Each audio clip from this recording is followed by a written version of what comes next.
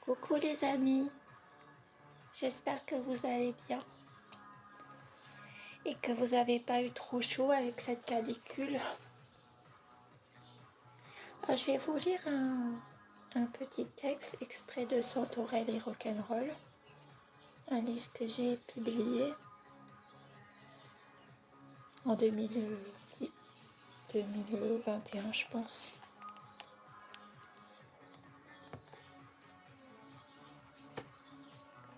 Je vais vous lire une nouvelle.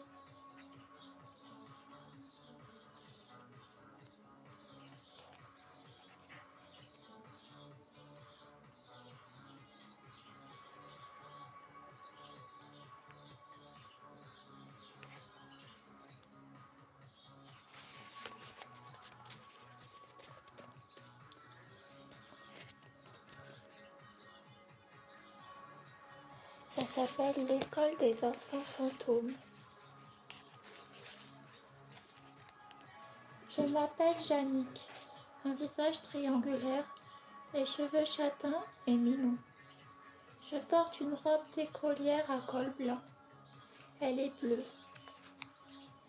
Je ne me souviens pas de mes parents.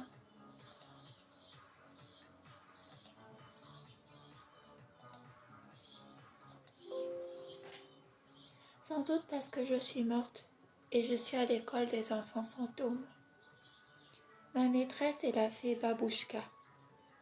Elle est aussi notre maman et nous dormons à l'école. Ambra, la chatte rousse, est assise sur le bureau de l'institutrice et elle fait sa toilette. Nous sommes 7 enfants dans cette classe. Nos bureaux en bois sont disposés en étoiles. Une étoile à 7 branches. L'encre dans nos encriers est bleu nuit, légèrement pailletée. La nuit et les flocons de neige. Par la fenêtre, la nuit et les flocons de neige. La fée Babouchka allume le poêle. Mais je suis toujours frisson. J'ai terriblement froid. Elle écrit la leçon à la craie sur le tableau noir. Nous recopions dans nos petits cahiers, en faisant attention à ne pas faire une tache d'encre. Le buvard absorbe ce qui est à flot. De nos casiers, nous sortons nos livres de lecture et on lit dans notre tête, puis à voix haute, lorsque la maîtresse nous a désignés. La sphère, notre terre, tourne lors d'un courant d'air. Nous sommes minuscules, quelque part, à peine des fourmis, invisibles. La fée Babouchka nous emmène parfois en forêt pour étudier les sciences naturelles ou faire des courses d'orientation. La fée Babouchka nous apprend des chansons et des poésies. Nous chantons sur une scène en bois à la fin de l'année. Les rideaux pourpres de la scène ondulent comme la robe de Marilyn Monroe. Les planches craquent comme une forêt en proie à la tempête.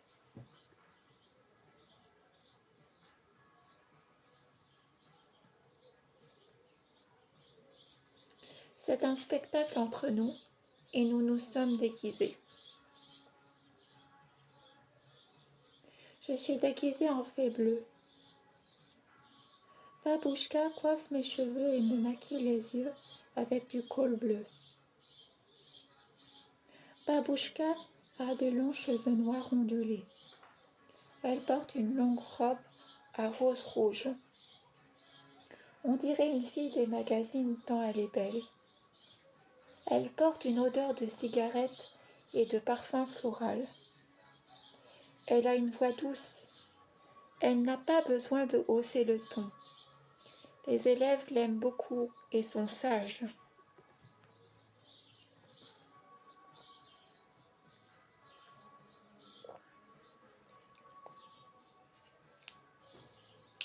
La cour de récréation est recouverte d'un manteau de neige.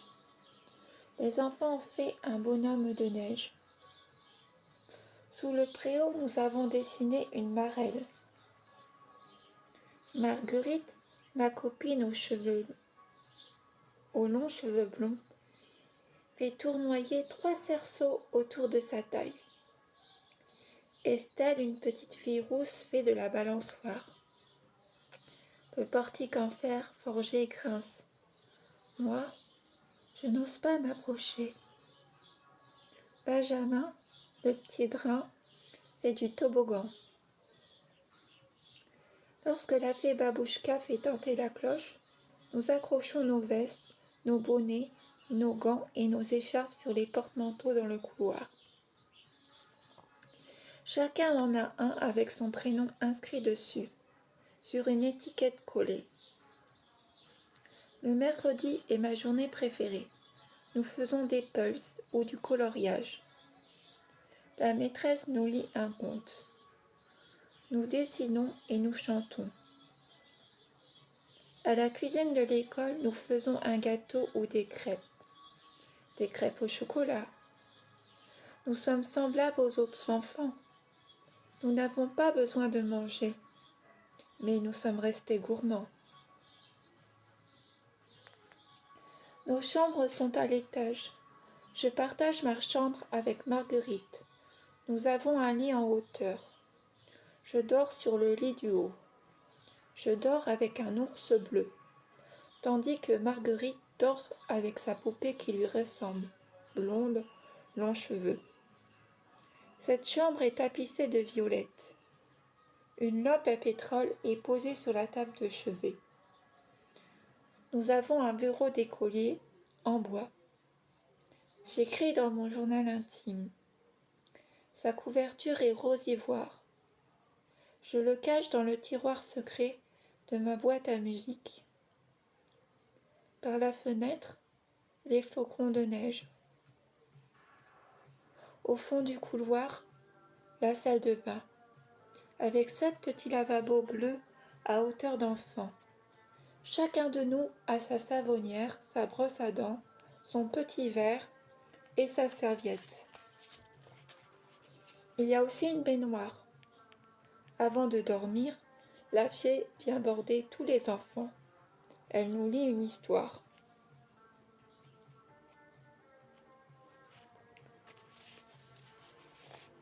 Une nuit, je ne me suis pas endormie, car je sais que Babouchka ne dort pas ici, et elle ne dort peut-être pas. Je n'aime pas nous savoir seuls, car l'école est située à côté des bois. Elle a une chambre, elle se fait belle devant sa coiffeuse. Elle se brosse longuement les cheveux. Une malle est ouverte sur son lit. Elle y range ses toilettes et un grimoire. Un beau carrosse argenté l'attend en bas. Je me suis glissée dans sa malle, parmi ses robes. Un château agrippé à un pic rocheux. Le carrosse est entré dans la cour du château. Un chevalier lui a ouvert la portière. Elle descend et l'embrasse sur la bouche. J'ai peut-être rêvé, parce que je me suis réveillée dans mon lit, à l'école. L'école est propre et rangée parce que Babouchka fait un enchantement en utilisant sa baguette. Elle le fait avant que nous allions en classe. Et le soir, au moment de nous endormir, quand l'école est finie, nous retrouvons nos chambres propres et rangées. Les meubles sentent la cire d'abeille, les lits sont faits. Lorsque nous allons dans la salle de bain, les lavabos, les miroirs et la baignoire scintillent et une senteur de lavande flotte. En ce moment, je commence à me poser beaucoup de questions. D'où je viens? Qui sont mes parents? Quelle est mon histoire? Comment suis-je morte? Allons-nous rester des enfants pour toujours? Depuis combien de temps sommes-nous ici? Cela fait une éternité. J'aimerais découvrir le monde. Ce n'est pas marrant d'apprendre ces leçons pour toujours. Je me demande à quoi cela va nous servir puisque nous sommes morts. Cela n'a pas de sens. Mon ours est bleu. Il a les yeux ronds et bleus. Il porte une salopette et un pull. Dans sa poche gauche, il y a une libellule avec une chaîne.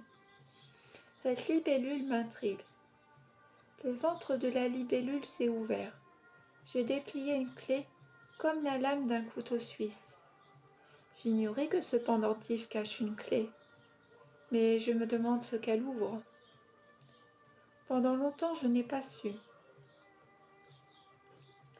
Babouchka nous a emmenés en voyage. On a marché jusqu'à la gare, au-delà de la forêt. On est monté dans le train. Le train flottait dans l'espace. On dormait dans les couchettes du train.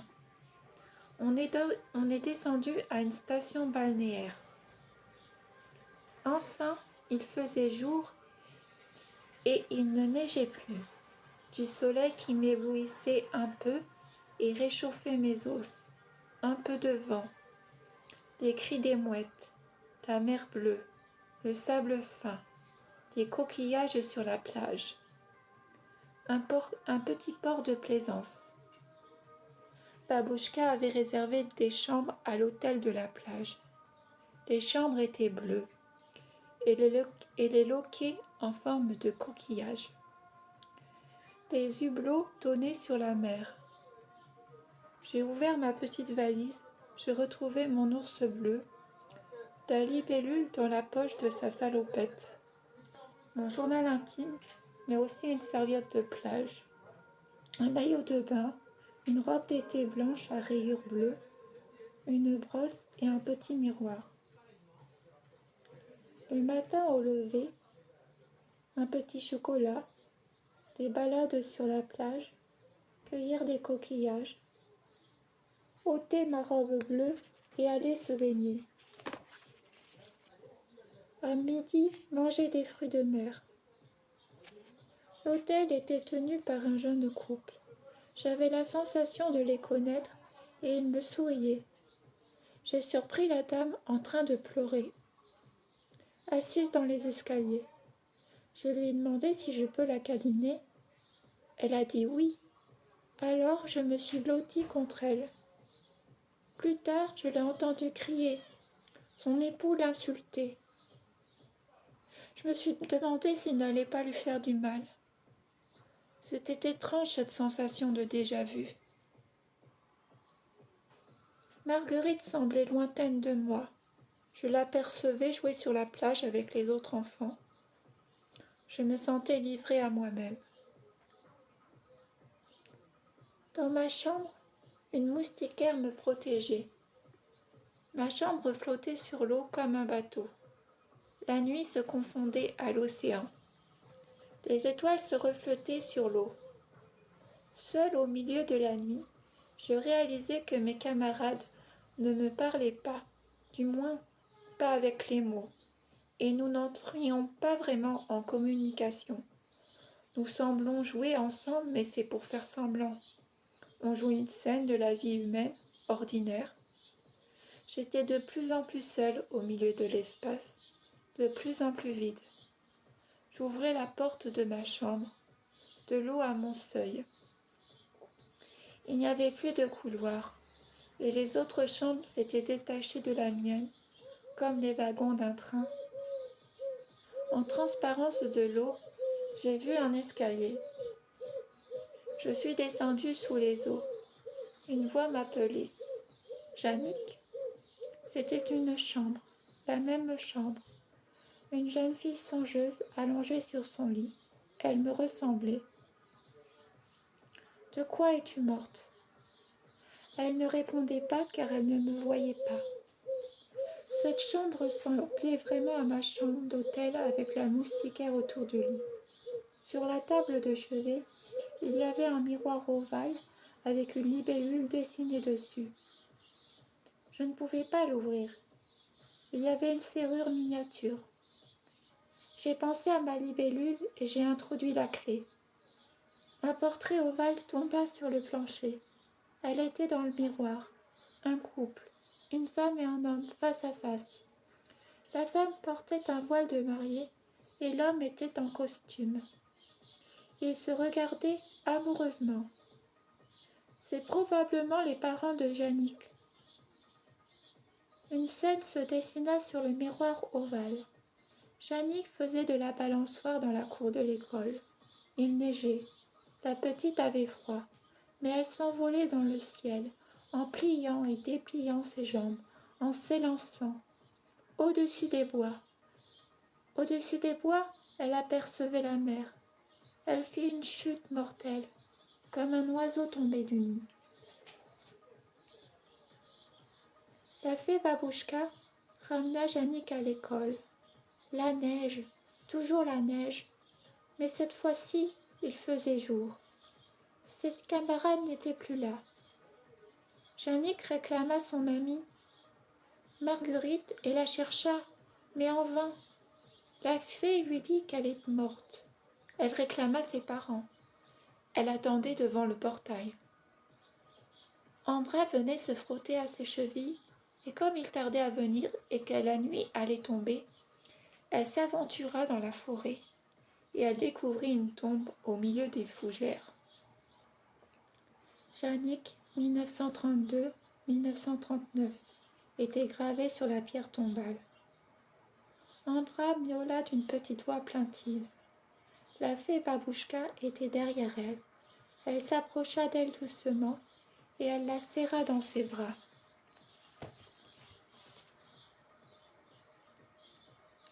Tu n'arrivais pas à apprendre à lire et on ne savait pas trop pourquoi, car tu semblais intelligente.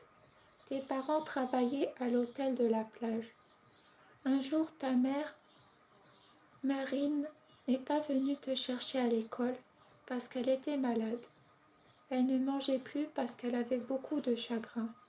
Ton père Hugues ne l'aimait plus et n'était pas gentil avec elle. Personne n'est venu te chercher. Alors tu es allé faire de la balançoire. Et puis tu es tombée parce que tu étais faible. Tu étais trop peu couverte. Ce matin de décembre 1939, ta mère n'était pas en état de te préparer pour aller à l'école. Tu ne comprenais pas bien la situation. On ne t'expliquait rien. Mais tu avais une terrible sensation qui flottait en toi, une angoisse. Ce jour-là, la maîtresse t'avait prêté un châle. Mais le soir après l'école, tu attendais ta maman. Le châle a glissé de tes épaules et l'angoisse était plus importante que le froid. Tu as fait de la balançoire pour te distraire de l'angoisse, de plus en plus haut, alors que la nuit se levait.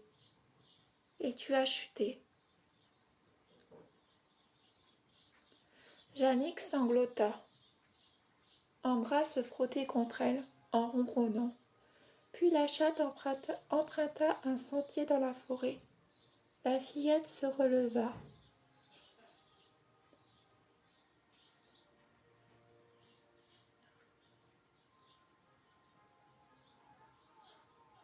Et suivit l'animal qui semblait l'attendre. La neige tourbillonnait. Jannick descendit dans la terre parmi les feuilles mortes. Elle s'enfonçait dans la terre et elle était absorbée. Elle s'étouffait en avalant de la terre. C'était une sensation douloureuse. Mais une autre aile semblait au contraire s'élever dans les cieux. Elle était projetée. Elle était dans le carrosse à côté de la fée Babouchka, et en haut du chemin de la montagne, Jannick apercevait par la fenêtre un château. Le chevalier que Jannick avait vu en rêve l'attendait devant le portail du château, et il embrassa la fée Babouchka. Il avait de longs cheveux noirs. Le chevalier salua Jannick. Lui et la fée l'accompagnèrent dans ses nouveaux appartements et la laissèrent seule. Jannick avait une chambre dans le ciel avec un feu de cheminée. Ambra était couchée sur son lit à baldaquin. Dans le miroir de la coiffeuse, elle vit qu'elle avait grandi. Ses cheveux étaient plus longs, son visage plus rond et apaisé. Sa taille était très fine et elle avait une petite poitrine. Elle n'avait plus 7 ans. Son cou était fin et elle portait une libellule en pendentif.